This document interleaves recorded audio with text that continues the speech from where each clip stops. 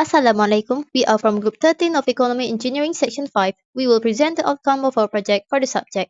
I'm Nurbaida binti Radila. My metric number is CF 2067 and I will begin with the introduction.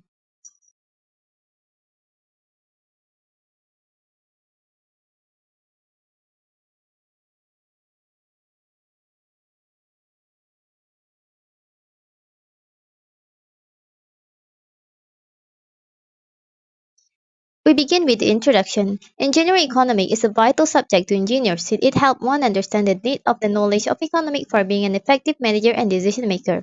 Economic theories deal with the principle of demand, pricing, cost, production, competition, trade cycles, and national income. For this study, the objective is to assess the building operation by implying the knowledge of engineering economics such as cost-benefit analysis (CBA) and other fundamental methods for cost estimation. The most frequent methods to perform the cost-benefit analysis are cost-benefit ratio and net present value (NPV).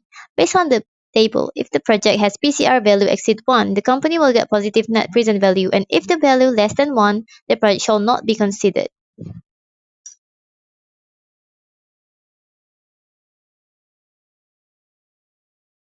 For company background, HSS Engineers Berhad is an investment holding company which was incorporated as a private limited company under the name of HSS Engineers Sendirian Berhad before it was converted into a public limited company. HSS is principally involved in the provision of engineering and project management service including engineering design, construction supervision, environmental service and building information modeling service.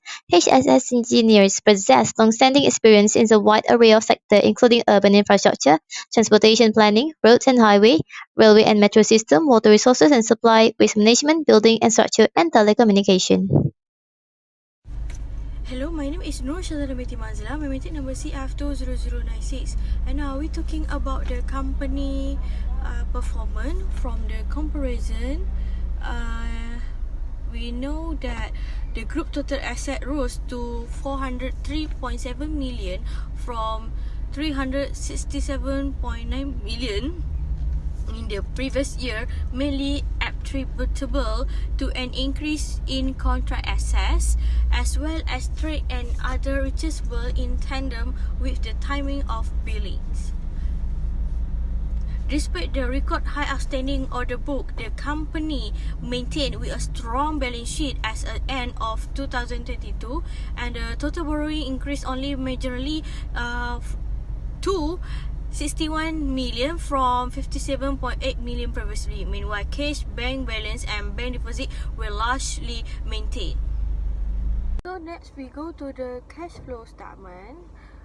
While the discussion and comparison, the pandemic COVID-19 did not affect the company from generating cash flow from the operating activity at 8,064 million in 2022 compared to 7,070 in 2021. The cash flow statement are shown in figure 2.2. So from that we can see cash generated from use in operation in 2022 is 4526674 million, and the 2021 we can see 13 million. That is mean is 2021 more successful in cash flow, but it's okay because 2022 is during pandemic. So next we go to the significant adjustment and exception of the finance statement, discussion and comparison.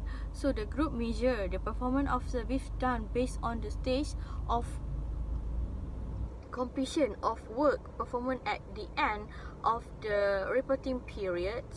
The determination of percentage of completion is complex due to the high level of management estimation involved, in particular relating to the forecasting total cost to complete at the extension of the contract and revision to the total forecast for the certain event or condition that occur during the performance of the contract are expected to occur complete the contract. So in terms of comparison and discussion, what we be conclude here is the finance income present as above is still a sustainable level. Even though in 2021 it will experience low loss compared to 2022. Assalamualaikum. I am Fatin Shamira binti Abdul Aziz with metric number CF200033. I will continue for the next part, which is Principal Engineering Economy. In construction industry, productivity is frequently described roughly as output per labor hour. This productivity indicator is frequently referred as labor productivity since labor make up a significant portion of the cost of building and the number of labor hours required to complete a task in construction is more subjected to management influence than materials and capitals. It is important to remember that labor productivity does not just reflect the talents of labor only. It measures how well an operating system uses labor, money, and equipment to turn labor effort into valuable output. For several months, HSS Engineers Berhad has been decreasing labor productivity, which has been one of the factors that contribute to the company's performance in 2023. So, we decide solution to the problem by adopting the 7 engineering economic principles. There are 7 principles which is develop the alternative, focus on the difference, use a constant viewpoint, use a common unit of measure, consider a relevant criteria, make uncertainty explicit, and lastly is revisit your decision. The alternative that can be developed are purchasing additional machinery to carry out particular building jobs, set standard of performance, and set up a system to track productivity trends over time and in varied locations. The other continuous details are shown in the table provided.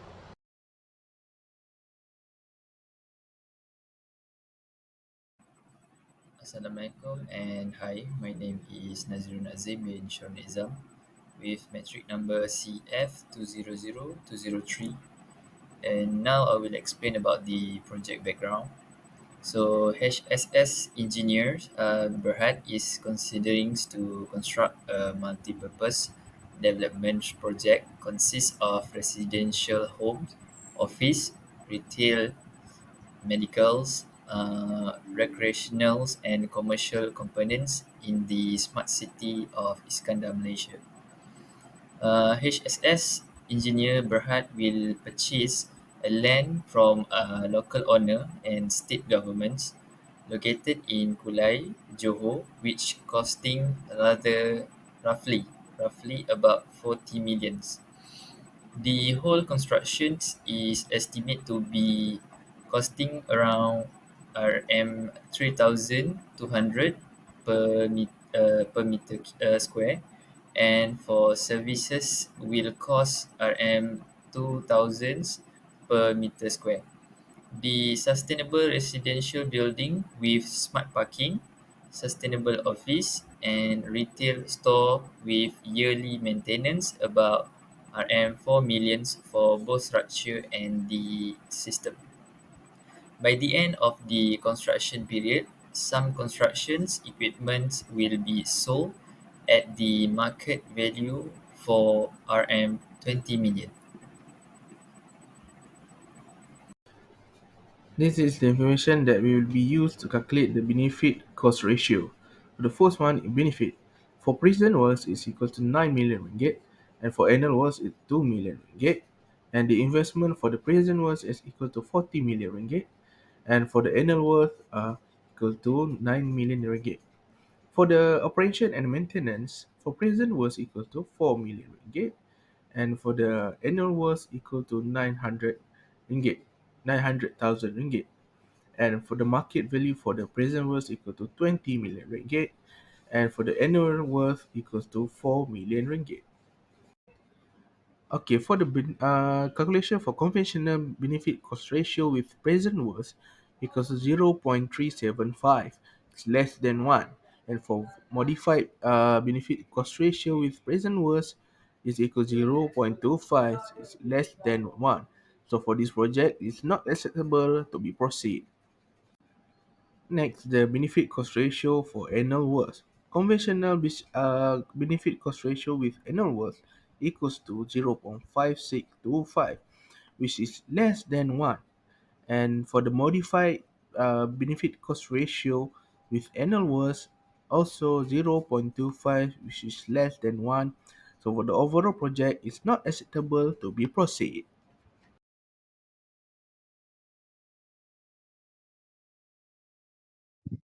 To summarize, based on the analysis done by using benefit cost ratio method to assess the value and benefit gain from the project, it is decided that the project is not beneficial for the business. The project has a benefit cost ratio that is lower than 1, which indicated that this project cannot be proceeded in terms of economic evaluation. The company will not be able to carry on this development project since it will cause a loss of profit, benefit, and market value is not worth the total expense that will be used for the project. Therefore, the company have to increase the initial cost of the project to cover all the necessary expenses throughout the project duration and ensuring it will give enough benefit. Thank you.